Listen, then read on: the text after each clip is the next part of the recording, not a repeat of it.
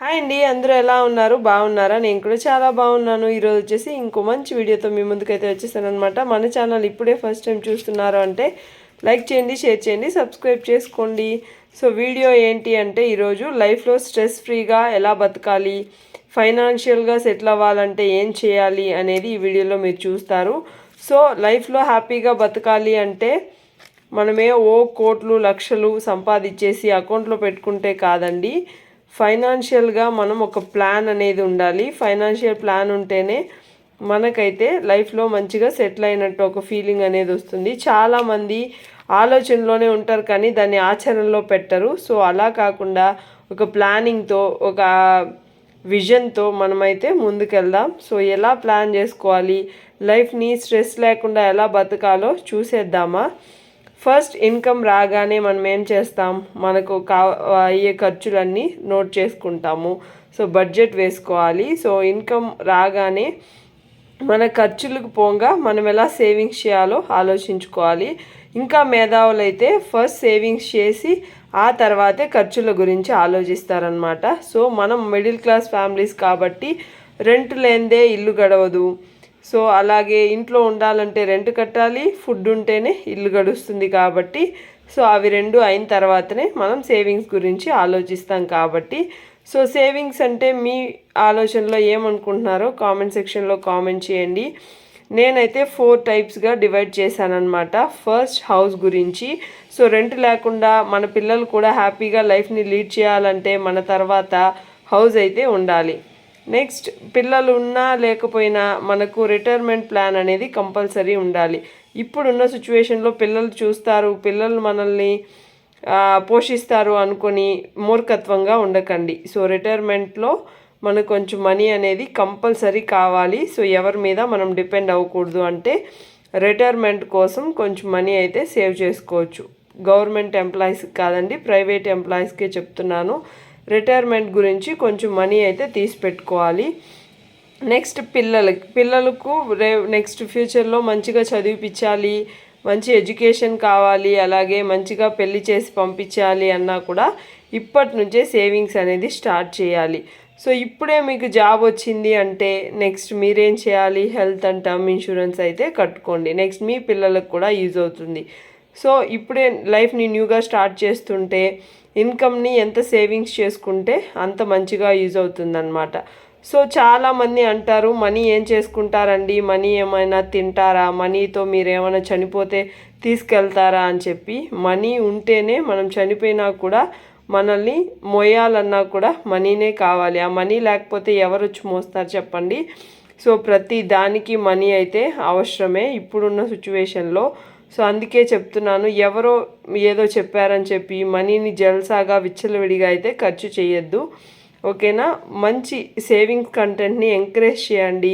So మా thoughts అనేది మీతో షేర్ చేస్తాము. మేము ఎక్కడో ఉన్న సిచ్యువేషన్స్ని కనెక్ట్ అవ్వట్లేదండి. మా లైఫ్లో మేము ఫేస్ చేసిన సిచ్యువేషన్స్నే మీకు చెప్తూ వస్తున్నాను అనమాట. సో ఓకేనా. వీడియోస్ మంచిగా ఉన్నాయి అంటే ఫాలో అవ్వండి, అలాగే ఎండ్ వరకు చూడడానికి ట్రై చేయండి. నెక్స్ట్ హౌస్ గురించి ఎలా మనం మనీ సేవింగ్స్ చేసుకోవాలి అనుకుంటే ఇన్వెస్ట్మెంట్ అయితే చేయాలి, మ్యూచువల్ ఫండ్స్ కానీ స్టాక్స్లో కానీ ఇది ఇక్కడ ఒకటి గుర్తుపెట్టుకోండి. మీకు ఏం తెలుసు ఇన్వెస్ట్మెంట్స్ గురించి, మ్యూచువల్ ఫండ్స్ గురించి తెలుసా, స్టాక్స్లో మార్కెట్లో డబ్బులు పెడితే మీకు ఎలా మనీ వస్తుందో తెలుసా, మీకు ఇవన్నీ తెలుసుంటేనే ఇన్వెస్ట్మెంట్స్ గురించి ఆలోచించండి. లేదు మాకు ఇన్వెస్ట్మెంట్స్ ఏం అవసరం లేదు అంటే నెక్స్ట్ చిట్టి ఆర్ గోల్డ్ చిట్టి, ఈ రెండిట్లోనే లక్షలు అయితే సంపాదించుకోవచ్చు.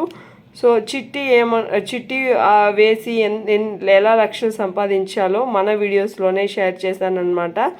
మీకు తెలియకపోతే వెళ్ళి చూడండి. ఓకేనా. చిట్టి రిలేటెడ్ కంటెంట్ అంతా మన ఛానల్లోనే ఉంటుంది. కానీ చిట్టి కట్టేటప్పుడు మనం ఎవరి దగ్గర కడుతున్నాం అనేది ఇంపార్టెంట్, అది మాత్రం గుర్తుపెట్టుకోండి. నెక్స్ట్ గోల్డ్ చిట్టి షోరూమ్స్లో కట్టి గోల్డ్ అయినా కొనుక్కోవచ్చు. నెక్స్ట్ వచ్చేసి గోల్డ్ మీద కూడా ఇన్వెస్ట్మెంట్ చేసి హౌస్ మీద మనం నెక్స్ట్ హౌస్ కట్టేటప్పుడు గోల్డ్ లోన్ పెట్టుకొని కూడా మనమైతే హౌస్ని కన్స్ట్రక్షన్ అయితే చేసుకోవచ్చు. నెక్స్ట్ రిటైర్మెంట్ గురించి. సో హస్బెండ్ అండ్ వైఫ్ ఇద్దరు మంత్లీ ఎంత అమౌంట్ మీ వల్ల అవుతుందో ఒకసారి డిసైడ్ చేసుకొని కట్టండి. రిటైర్మెంట్ ప్లాన్ ఇప్పటి నుంచే ఉండాలి. సో దానికోసం కొంచెం మనీ అనేది తీసి పెట్టుకోవాలన్నమాట మనము. సో అలా మనీ కొద్దిగా మీరు వచ్చిన ఇన్కమ్ నుంచి సేవింగ్స్ చేస్తూ ఉంటేనే మీకు రేపు ఫ్యూచర్ అనేది బాగుంటుంది. సో ఇలా కొద్దిగా హౌస్ గురించి అలాగే రిటైర్మెంట్ గురించి సో ఇలా తీసి పెట్టుకుంటూ ఉండాలన్నమాట. సో అలాంటప్పుడే మనకు మనీ అనేది డివైడ్ చేసి పెట్టుకోవాలి ప్రతిదానికి. సో అప్పుడు మనకు తెలుస్తుంది అన్నమాట దేనికి ఎంత ఖర్చు అవుతుంది ఏంటి అని చెప్పి. సో ఇలా మంత్లీ మనం రిటైర్మెంట్ ప్లాన్ గురించి ఆలోచించుకున్నాం అనుకోండి, లైఫ్ అనేది చాలా హ్యాపీగా ఉంటుంది రిటైర్మెంట్ ఏజ్లో కూడా. నెక్స్ట్ పిల్లల గురించి చూద్దాం. పిల్లల గురించి అమ్మాయి అయితే సుకన్య సమృద్ధి యోజన, అబ్బాయి అయితే పీపీఎఫ్. సో మీకు మంత్లీ 1000 నుంచి కూడా స్టార్ట్ అవుతుందండి. సో 1000 రూపీస్తో కూడా మీ పిల్లలకి మంచిగా మీరైతే సేవింగ్స్ అనేది చేయొచ్చు. సో ఫ్యూచర్ వాళ్ళ ఎడ్యుకేషన్ కూడా మంచిగా యూజ్ అవుతుంది. సో మీ స్తోమత బట్టి మీరు ఒకసారి ఆలోచించి ఎంత పెట్టుకోగలుగుతారో పిల్లలకి అంత అయితే సేవింగ్స్ చేయండి. సో 1000 అమ్మాయికి 1000 అబ్బాయికి అనుకున్నా కూడా మనమైతే ఇయర్లీ ఒక మంత్లీ 2000 లెక్కేసుకున్నా కూడా మనకు వచ్చేసి మంచిగానే మంచి అమౌంట్ అయితే వస్తుంది. సో మనకు పాపకైతే 12,000 అవుతుంది. సో బాబుకైతే 12,000, ఇలా 24,000 అయితే మనం ఇయర్కి అయితే సేవింగ్స్ అయితే చేయొచ్చు. ఓకేనా? ఇలా పిల్లలకి సేవింగ్స్ చేస్తూ ఉంటే వాళ్ళ ఫ్యూచర్ కూడా బాగుంటుందన్నమాట. Next health and term insurance. ఇవైతే మస్ట్ అండ్ షుడ్ తీసుకోండి. మనం ఉన్నా లేకపోయినా మన ఫ్యామిలీకి సపోర్ట్గా ఉండాలి అనుకుంటే టర్మ్ ఇన్సూరెన్స్ తీసుకోండి. నెక్స్ట్ హెల్త్ ఇన్సూరెన్స్ వచ్చేసి మీకు ఏదైనా సడన్గా ఏదైనా జరిగితే మీ ఫ్యామిలీ సఫర్ అవ్వకుండా ఉండాలి అంటే హెల్త్ ఇన్సూరెన్స్ తీసుకోండి. ఇప్పుడే మీరు శాలరీ పర్సన్ ఇప్పుడే జాబ్ వచ్చిందంటే మీకైతే 100లోనే ఉంటుందన్నమాట. సో లేదు మాకు 30 years ప్లస్ అంటే వాళ్ళు వేలల్లో మనకు ఛార్జ్ చేస్తారు. సో ఆ రేంజ్లోనే మీకు హెల్త్ ఇన్సూరెన్స్ అండ్ అలాగే టర్మ్ ఇన్సూరెన్స్ అనేది ఉంటుంది. సో దానికోసం కూడా కొంచెం మనీ అయితే మీరు తీసి పెట్టుకోండి. రేపు పిల్లలకైతే మీ తర్వాత మీ ఫ్యామిలీకి యూజ్ అవుతుందన్నమాట. సో ఇలా కొంచెం అమౌంట్ మన సేవింగ్స్ నుంచి తీసుకుంటూ ఉండాలి. నెక్స్ట్ పిల్లలు ఉంటే వాళ్ళ హెల్త్ గురించి ఆలోచిస్తాం కాబట్టి మంచి ఫుడ్ అయితే తినాలి. సో మన లైఫ్లో మనం హెల్తీగా ఉంటే ఏమైనా సాధించగలము. సో అందుకే చెప్తున్నాను, మంచి ఫుడ్ అయితే పిల్లలకి పెట్టండి. సో లైఫ్లో సెటిల్ అవ్వాలి అంటే ఇలా ప్లానింగ్ చేసుకోండి. మీకు హ్యాపీగా మంచి ఇన్కమ్తో రిటైర్మెంట్ అయిపోతారు. నెక్స్ట్ మంచిగా హెల్త్ అండ్ టర్మ్ ఇన్సూరెన్స్ ఉంటుంది. పిల్లల కోసం సుకన్య సమృద్ధి, పీపీఎఫ్ ఇలా ఉంటాయి. నెక్స్ట్ ఇన్వెస్ట్మెంట్ పర్పస్ కోసం ఎస్ఐపి, ఎస్డబ్ల్యూపి ఇలా చిట్టీల నుంచి అమౌంట్ వచ్చిందంటే ఆర్డీలు, ఎఫ్డీలు చేసి పెట్టుకోండి. సో ఇలా సేవింగ్స్ చేసుకుంటే మీ లైఫ్ అనేది చాలా హ్యాపీగా ఉంటుంది. ఉన్నదాంతో ఎంజాయ్ చేస్తూ వచ్చిన దాన్ని సేవింగ్స్ చేసుకుంటూ సో లైఫ్ని అయితే లీడ్ చేయొచ్చు అనమాట. సో ఇలా బతికితే మనం 100 years హ్యాపీగా ఫైనాన్షియల్ డిసిప్లైన్తో బతకచ్చు అనమాట. మీరు అనుకోవచ్చు మళ్ళీ కారు, గోల్డ్, సోషల్ స్టేటస్ కోసం మేము బతకన అవసరం లేదా అంటే, ఇవన్నీ ఉన్నిందనుకోండి మీరు హ్యాపీగా ఒక ఓన్ హౌస్ కట్టుకున్న తర్వాత కారు గురించి ఆలోచించండి. ఆ తర్వాత సోషల్ స్టేటస్ కోసం మీరు లగ్జరియస్ షాపింగ్స్ చేసుకొని మీ లైఫ్ని అయితే ఎంజాయ్ చేయొచ్చు.